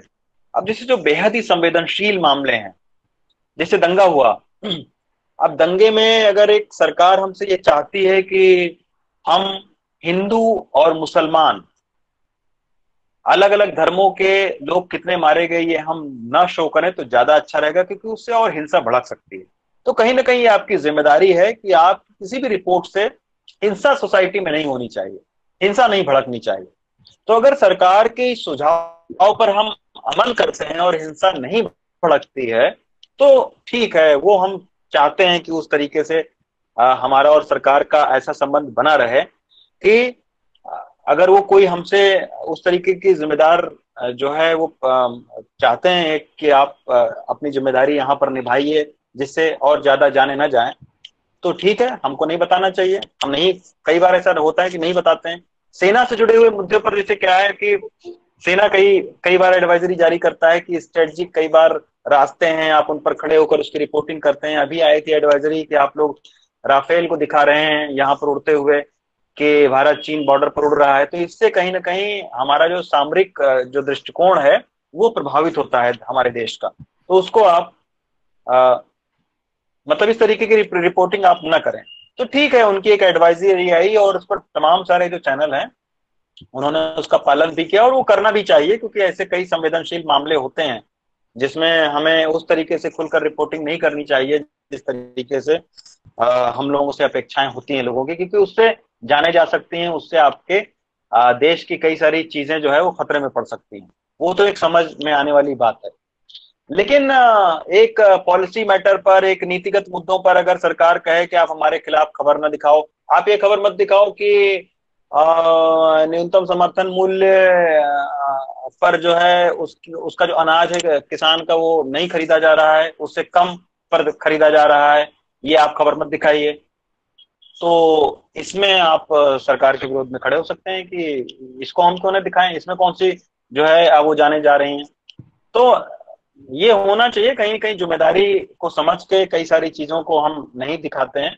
लेकिन आजकल ज्यादातर मामलों में, चलिए ये तो इक्का दुक्का मामले हो गए, अपवाद हो गया ये तो, लेकिन ज्यादातर मामलों में हो ये रहा है कि सरकार की अब मीडिया से एक नई उम्मीद उभर के आ रही है, इसमें तमाम सारे मीडिया वाले लगे भी हुए हैं कि सरकार कह रही है हर चीज आप पॉजिटिव दिखाओ। अगर बाढ़ में 100 लोग प्रभावित हुए हैं, 10 लोगों की मौत हो गई है, तो आप ये मत दिखाइए, आप ये दिखाइए कि बाढ़ में हमने 1000 लोगों तक मदद पहुंचाई है। मतलब बाढ़ से कितने लोग मरे हैं ये मत दिखाइए, ये दिखाइए कि बाढ़ से कितने लोगों की सरकार ने मदद की, ये दिखाइए। तो बहुत सारे ऐसे मीडिया हैं जो उसी को दिखाते रहते हैं, जो उसी नाव में बैठकर जाएंगे राशन वाली और इसमें दिखेंगे ये फलाने देखिए नेता किस तरीके से राशन यहाँ पर बांट रहे हैं। लेकिन मीडिया को ये भी दिखाना चाहिए कि अगर बंधा यहां पर होता, अगर बांध को तरीके से बनाया गया होता तो शायद ये बाढ़ ना आती और इतने लोगों की मौत ना होती। ये भी दिखाना चाहिए कि जो ये बाढ़ आई है इसमें वो आदमी प्रभावित हो रहा है जिसके पास खाने को कुछ नहीं है, ये भूखा आदमी है, तो उसको भी दिखाना चाहिए और उसको ज्यादा दिखाना चाहिए, मेरा ये मानना है। सरकार का तो काम ही है कि लोगों की मदद करना, लेकिन सरकार को भी ये समझना चाहिए कि अगर मीडिया ये दिखा रही है कि फलाने इलाके में 100 लोग बिना खाए 3 दिन से पड़े हुए बाढ़ की वजह से, अगर ये मीडिया में आई है तो उस रिपोर्टर के ऊपर मुकदमा दर्ज करने के बजाय उस रिपोर्ट को देख के तुरंत तुरंत अपने लोगों को भेजना चाहिए कि आप तुरंत राशन पानी इनको पहुंचाइए, ये होना चाहिए। लेकिन अब नैरेटिव वही मैंने बताया ना पहले भी कि नैरेटिव ये फिक्स किया जा रहा है कि सकारात्मक मीडिया होनी चाहिए, मतलब सकारात्मक खबरें ज्यादा दिखानी चाहिए। मीडिया का काम यही है कि वो सरकार की सकारात्मक खबरों को सामने लाएगी। अब ये नैरेटिव बनाया जा रहा है जो कि बिल्कुल गलत है। अच्छा, एक निजी सवाल मुकेश फिर पूछ रहे हैं, कह रहे हैं कि आपने प्रिंट से लेकर इलेक्ट्रॉनिक तक की यात्रा की, ये सफर आपका कैसा रहा, और फिर इससे जोड़ के कि निष्पक्ष पत्रकारिता कैसे की जा सकती है? निष्पक्ष पत्रकारिता करने की सिर्फ एक शर्त है कि आप एक अच्छे इंसान बने, आपके अंदर आम लोगों के प्रति संवेदनाएं होनी चाहिए, आप एक संवेदनशील इंसान हो, तब आप निष्पक्ष पत्रकार बनेंगे। अगर आपके अंदर संवेदनशीलता नहीं है, आपके अंदर अगर संवेदनाएं नहीं है, खास तौर पर उन लोगों के प्रति जो कि समाज के बिल्कुल निचले आय से समाज के बिल्कुल निचले पायदान पर हैं, उनके प्रति अगर आपकी संवेदनशीलता नहीं है, तब आप निष्पक्ष पत्रकारिता नहीं कर पाएंगे। तब आप क्या है कि तब आप गोदी मीडिया में रहेंगे, कि तब आप नेताओं के साथ में रहकर एक जो है उन्हीं का नैरेटिव पेश करने की कोशिश करेंगे। तो अखबार की अपनी भूमिका है, मैंने अखबारों में काम किया, बड़े बड़े अखबारों में काम किया, कई सारी जगहों पर काम किया, अभी इलेक्ट्रॉनिक मीडिया में काम कर रहा हूं, और मेरा एक अच्छा सौभाग्य ये रहा कि मैं अच्छे लोगों के साथ में हमेशा काम किया, एक अच्छे संपादकों के साथ में काम किया, तो इसके वजह से मैं धीरे धीरे वो चीजें भी कवर करता रहा जो मैं कवर करना चाह रहा था। लेकिन हमारे साथी ऐसे तमाम सारे जो पत्रकार हैं, शायद उनको उस तरीके का मौका नहीं मिल रहा है, उनमें तमाम सारा फ्रस्ट्रेशन भी है कि वो जिन मुद्दों को कवर करना चाहते हैं, जिन इश्यूज को टच करना चाहते हैं, शायद उनको कवर करने का मौका नहीं मिल रहा है। और ऐसे 80% मीडिया संस्थानों में लोग काम करने वाले लोग हैं, 80% ऐसे मीडिया संस्थान है जहां पर तमाम सारे जो महत्वपूर्ण विषय हैं हमारे समाज के वो नहीं आ पाते हैं। तो मेरा तो सफर, आप कहें कि मेरा सफर बहुत अच्छा रहा, मैंने बहुत ज्यादा अपनी पत्रकारिता से और एक बात और मैं आपको बताना चाहता हूं कि कभी भी बड़े सपने मत देखिएगा, छोटे छोटे सपने देखिए, पहले उन छोटे सपनों को पूरा करिए, फिर उसके बाद अगले जो चरण में आप जाइएगा। ये नहीं कि आप सीधे एक सपना पाल लें कि मुझे रवीश कुमार ही बनना है, सीधे बिल्कुल जो है वो टीवी स्क्रीन पर। आप उनका लिखा हुआ पढ़ें, आप वो जो रिपोर्ट किया है उन्होंने उसको देखें, उनको बनने का एक इरादा तो रखें, लेकिन ये नहीं कि वही एक सपना होना चाहिए, आपको ये होना चाहिए कि हम उनसे भी अच्छे तरीके से बनकर दिखाएंगे, ये होना चाहिए। और एक छोटे छोटे सपने रखें, उन सपनों को मिलाकर एक बड़ा सपना अपना गढ़ें। लेकिन अगर आप शुरुआत में ही बड़ा सपना और बड़ी नौकरी और बड़ा टीवी पर दिखने का एक उम्मीद पाल लेंगे, तो हो सकता है कि आपको अपनी उम्मीद में आप खरे, आपकी उम्मीद पर ना आप उस पर खरे उतर पाए और आपको बहुत ज्यादा फ्रस्ट्रेशन हो, आपको निराशा हो। इसलिए छोटे सपनों को, पहले एक छोटे गोल को सेट करिए, जब वहां तक पहुंच जाइए फिर आप एक दूसरे गोल को सेट करिए, वहां तक पहुंच जाइए। और एक गांधी जी का एक वाक्य जरूर आप याद रखिए, साध्य और साधन में पवित्रता। लक्ष्य पवित्र होना चाहिए और लक्ष्य को पाने वाला जो रास्ता है ना, वो भी पवित्र होना चाहिए। लक्ष्य, अब एक, अभी मैं एक जगह पर गया, कुछ स्टूडेंट से मिला, कुछ मीडिया के। मैंने कहा कि आप क्या मीडिया में क्यों आए? कोई कह रहा है कि मुझे ये बनना है, कोई कह रहा है मुझे वो करना है। हर जो है, जो भी मीडिया में आने वाला शख्स है, वो कह रहा है कि हम तो बस अब एंकर ही बनेंगे। तो भैया भाई, आप उसमें भी थोड़ा सा अपने आप को रखिए। मीडिया सिर्फ एंकरिंग का काम नहीं है, मीडिया में ऐसे तमाम सारे काम होते हैं जो कि पर्दे के पीछे तमाम सारे लोग करते हैं, रात दिन करते हैं। हमारे अपने चैनल में करते हैं, दूसरे चैनल में लोग करते हैं, उनका काम हमसे कहीं ज्यादा बड़ा होता है। लेकिन हम चूंकि दिखते रहते हैं, इसलिए हमको लोग पहचानते हैं। वो जो पर्दे के पीछे होते हैं, जो स्ट्रेटजी तैयार करते हैं मीडिया की, जो हम स्क्रिप्ट भेजते हैं उनको और बेहतर तरीके से लिखते हैं, बनाते हैं, हम जो विजुअल भेजते हैं उनको और बेहतर तरीके से उस पर लग के काम करते हैं, उनका भी उतना ही बड़ा किरदार है जितना बड़ा हमारा किरदार है। तो आपको एक समग्र मीडिया को वो करके, और आपको हर काम सीखना चाहिए, डेस्क का भी काम सीखना चाहिए, रिपोर्टिंग का भी काम सीखना चाहिए, आपको एंकरिंग को भी आपको करना चाहिए। तो छोटे लक्ष्य को आप पहले अपने सामने रखें, उसको पूरा करें, फिर आप एक अगले लक्ष्य की ओर बढ़ें। ये नहीं हो आप पहले ही गोल सेट कर लिया, पता लगा कि बीच रास्ते में थक हार कर बैठ गए आप। छोटे छोटे लक्ष्यों को आप पूरा करते हुए अपनी जिंदगी को और अपने करियर को आगे बढ़ाएं, ज्यादा अच्छा रहेगा आपके लिए। अब ये बस आखिरी सवाल आपसे कि जब कोई खबर आपके पास आती है तो आपकी प्रतिक्रिया क्या होती है? देखिए, मैंने बताया पहले भी कि हमारा एक दिमाग जो है ना, वो छलनी की तरीके से होता है। हमें अब पता है कि कौन सी खबर हमारे मतलब की है, कौन सी नहीं। अब कोई हमें रात को फोन करा है, चलो जी हमारे पार्क के सामने 4 लोग बैठे शराब पी रहे हैं, आप आ जाओ कैमरा लेकर, तो हमारे लायक नहीं है खबर, तो हम हाँ हूं सुनकर फोन रख देते हैं।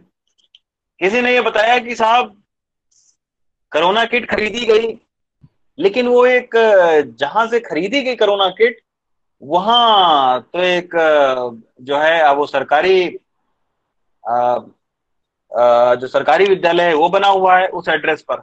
वो तुरंत हमें क्लिक किया, हम फिर उसकी बातों को और आगे बढ़ाते हैं। अच्छा, क्या आपके पास सबूत है कि वहां से खरीदी गई या फर्जी एड्रेस से इस कोरोना किट को खरीदा गया?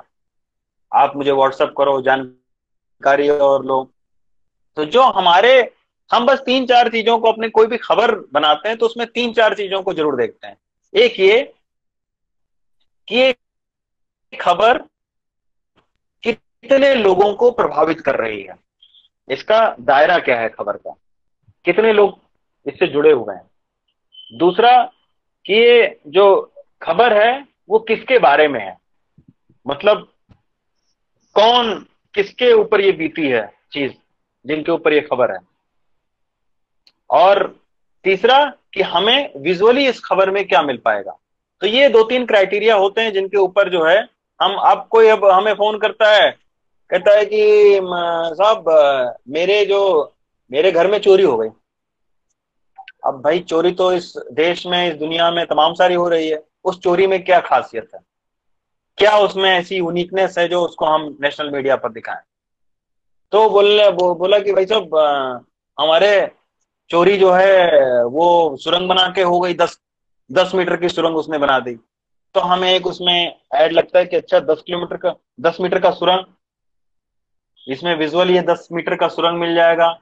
फिर हम कि लार्जर, हम इसको कैसे इसको सब वो कर सकते हैं, तो उसमें क्या है कि चोरी से बचने के क्या उसमें तरीके हैं, उसका सोल्यूशन क्या है। अगर ये चीज ये कर लिए होते, ये चीज जो पुलिस सतर्क रही होती, तो ये चीज नहीं होती। तो ये तमाम सारे जो पहलू हैं उसको खंगालते हैं, उसके बाद जो है वो रिपोर्ट बनाने की दिशा में हम आगे बढ़ते हैं। अब समय आ गया है कि हम लोग आपका धन्यवाद करें, तो मैं चाहता हूं कि छात्रों की तरफ से सृष्टि अगर इस मीटिंग में मौजूद हैं तो वो पहले आपका धन्यवाद करें छात्रों की तरफ से, फिर हम इस कार्यक्रम को अब समाप्ति की ओर ले चलें। रवि सर, आपका बहुत बहुत धन्यवाद। आपने अपना इतना कीमती समय हमें दिया, इसके लिए बहुत बहुत धन्यवाद सर। सर, आपने हमें जो भी जानकारियां दी अपने अनुभव के द्वारा, अपने कार्य पद्धति के द्वारा, जो भी आपकी क्रियाएं रहती हैं प्रतिदिन की सर, उस दिनचर्या के हिसाब से जो आपने हमें जानकारियां दी सर, उसके लिए हम बहुत बहुत आभारी हैं सर। मीडिया के व्यक्ति होते हुए भी आप एक निहायती शरीफ और कितने अच्छे इंसान है सर। सर, धन्यवाद करने के लिए तो शब्द ही नहीं बचे सर हमारे पास।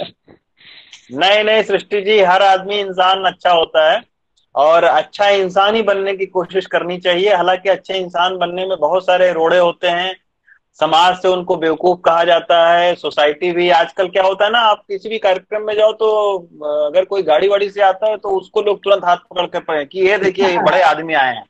जबकि पहले ये होता था कि पहले लोग अच्छे आदमी को खोजते थे, उनका परिचय करवाते थे कि साहब ये बहुत अच्छे आदमी हैं, बहुत ईमानदार आदमी है। लेकिन अब हमारे ठीक है, हमारे समाज में तमाम सारी परिभाषाएं बदल गई हैं, मीडिया की भी परिभाषाएं बदली हैं। 20 साल पहले जो परिभाषा लेकर हम लोग मीडिया में एंट्री कर रहे थे, वो शायद अब परिभाषा बदल गई है। तो खैर, हमें अपनी अच्छाइयों को नहीं छोड़ना है। बस यही आप लोगों से उम्मीद है कि आप लोग भी बेहतर इंसान बने। बेहतर इंसान बनेंगे तो हर चीज आप बेहतर करेंगे, ये मेरा अपना तजुर्बा है। रवीश भाई का शुक्रिया कि आप आए और बहुत अच्छी जानकारी और गहन जानकारी हमें दी। बहुत बहुत धन्यवाद। धन्यवाद। आप